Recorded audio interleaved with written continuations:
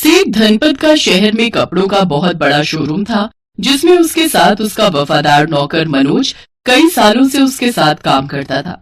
सेठ का एक छोटा भाई और बहन थी। अपनी माँ के देहांत के बाद सेठ धनपत ने ही उनका पालन पोषण किया था। सेठ की पत्नी का भी गंभीर बीमारी के चलते निधन हो गया था। सेठ बहुत ही मेहनती था।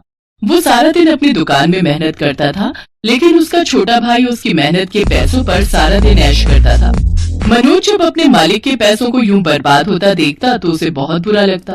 एक रोज सेठ धनपत शहर में एक मीटिंग के लिए चले जाते हैं, तो वो अपने नौकर मनोज से कहता है, मनोज, मैं जरूरी काम से शहर जा रहा हूँ। आज सारे व्यापारियों की मीटिंग है, तो रात को घर लौटने में मुझे देर हो जाएगी। कोई बात नहीं मालिक, मैं आपका इंतजार करूंगा। आपको गर्म गर्म खाना जो परोसना है। मनोज, तू तो मेरा छोटे भाई की तरह ध्यान रखता है। सेठ मीटिंग में चला जाता है। शहर में सभी व्यापारियों के बीच मीटिंग शुरू होती है, जिसमें सभी व्यापारियों ने अमरीश खन्ना पर चोरी का आरोप लगाया था। उन सब की बात सुनने के बाद सेठ ने कहा, तुम सब चिंता मत करो, इस बात का फैसला मैं 4 दिन बाद करूंगा। अब आप सब जा सकते हैं। सबके जाने के बाद सेठ जी अमरीश से कहते हैं, व्यापारियों का सारा पैसा आपके खाते में रखा जाता है। अगर अकाउंट से सारा पैसा गायब होता है तो सीधे तौर पर शक आपके ही ऊपर जाता है। तो कहिए, ये बात सच है या झूठ? अब आपने सच कहा सेठ जी। व्यापारियों का 50 करोड़ मैंने ही चुराया है। अगर आप मुझे निर्दोष साबित कर दें तो उसमें से 25 करोड़ मैं आपको दे दूंगा। सेठ जी उसे थप्पड़ मारकर वहाँ से चले जाते हैं। साथ ही उसे जेल भेजने की धमकी भी देते हैं। थप्पड़ मारने से अमरीश खन्ना गुस्से में आ जाता है और वो गुंडों को कहकर सेठ धनपत के शोरूम में आग लगवा देता है। अब देखो कैसे वो सेठ सड़क पर आता है। सेठ के शोरूम में आग लगने के कारण उसमें रखा लाखों का माल जलकर खाक हो जाता है, जिससे सेठ धनपत सड़क पर आ जाता है। इस सदमे से सेठ की तबीयत खराब हो जाती है और उन्हें पैरालिसिस का अटैक आ जाता है। उन्हें हॉस्पिटल ले जाया जाता है, लेकिन सेठ के पास इतने पैसे भी नहीं बचे थे कि वो अपना इलाज करवा सके। हमारा सब कुछ चला गया।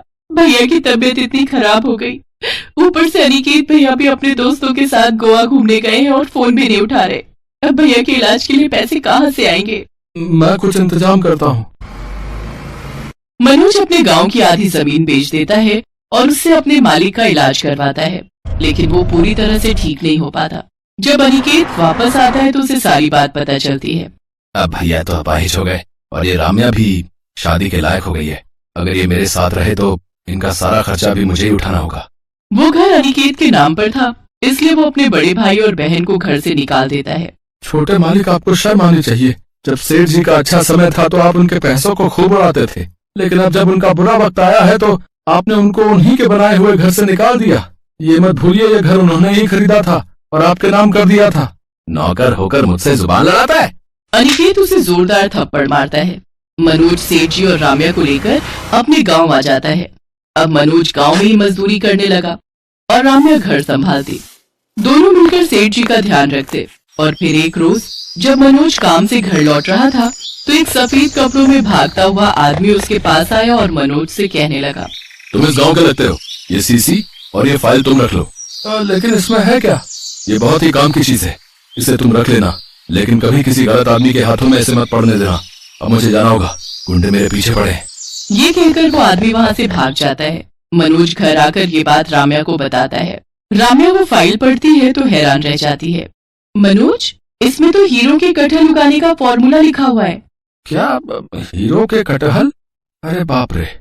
शायद जो आदमी तुमसे टकराया था वो एक साइंटिस्ट था और वो गुंडे इसी को हथियाने के लिए उसके पीछे पड़े थे। मनोज, हम आज ही तुम्हारे खेत में इस फॉर्मूले को अपनाकर कटहल के बीज बोते हैं। क्या पता कोई चमत्कार हो जाए। अगर ऐसा हो गया ना तो मैं सेठ जी का इलाज अच्छे से अच्छे अस्पताल में करवाऊंगा। मनोज और राम्या कटहल के बीज बोते हैं और साथ में उस शीशी का रसायन डालकर उसका छिड़काव करते हैं।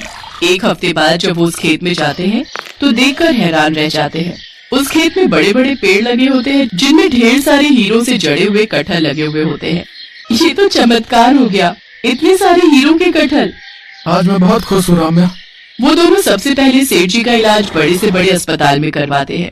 उधर शहर में सभी व्यापारी मिलकर अमरीश की काली करतूत पुलिस के सामने ले आते हैं और पुलिस वाले उसे पकड़कर जेल में डाल देते हैं और उसकी सारी प्रॉपर्टी जब्त कर लेते हैं। साथ ही पुलिस अनिकेत को भी अरेस्ट कर लेती है, क्योंकि वो भी अमरीश खन्ना के साथ मिला हुआ था। अब सेठ पूरी तरह ठीक हो जाते हैं। और वो अपने पैरों पर खड़े हो जाते हैं। मनोज अब बड़ा घर और गाड़ी ले लेता है। अब उसके पास किसी भी चीज की कोई कमी नहीं होती। मनोज, आज तुम्हारी वजह से मैं अपने पैरों पर खड़ा हो पाया हूँ। तुम तो मेरे लिए मेरे सगे भाई से भी बढ़कर हो। आज मैं अपनी बहन राम्या का हाथ तुम्हारे हाथ में देता हूँ, क्योंकि मैं जानता हूँ कि तुमसे अच्छा लड़का इसे मिल ही नहीं सकता। मनोज और राम्या की शादी हो जाती है। अब वो दोनों सेठ जी के साथ अपने बड़े से घर में रहते हैं और खुशी खुशी अपना जीवन बिताते हैं।